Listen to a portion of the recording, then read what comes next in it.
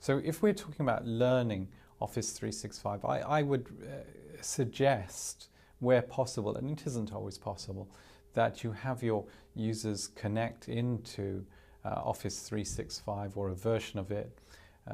For example, there's the evaluation version of Office 365. Download a copy of it, maybe for your administrators, maybe for some users.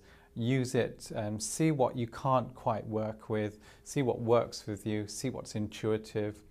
Go onto the web and read some of the documentation on the Microsoft website or sites like IT Pro Portal.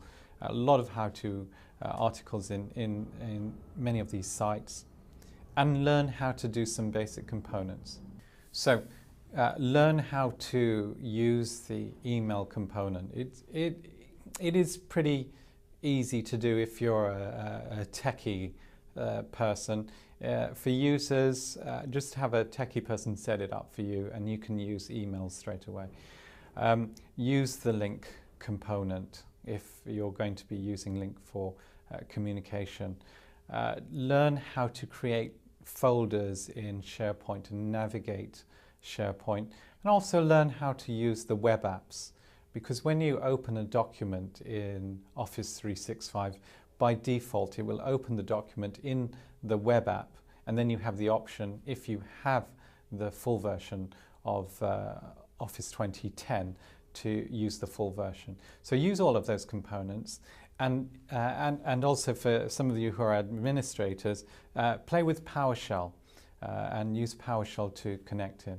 Now, once you've done some of these things and you come on a training course, it will be of more value to you, because you'll be asking more practical questions of the instructors. Oh, I've been using this, how do I do this? How do I provision for this? I'm a user. How do I save in Excel? There's no save button when I'm using the web app. Okay, just to answer that question, that's because the web app dynamically saves as you type.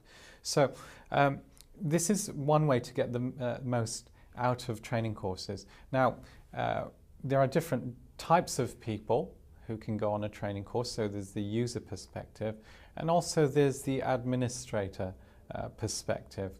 You've got a support help perspective as well.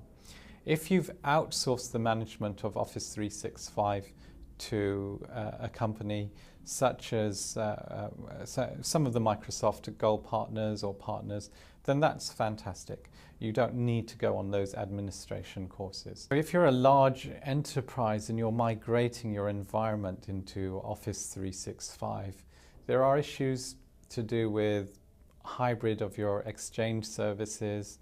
If you've got on-premise link, how to federate that, how to migrate data into Office 365, that's from the email perspective, how to migrate data from your SharePoint perspective. And it would be worth you attending an administration or a deployment and migration course. So these are some things you can do to get good at Office 365. Now, I personally, I'm a technical person, and other technical people, if you've got the time to spend on it, you could probably pick up the basics within a month.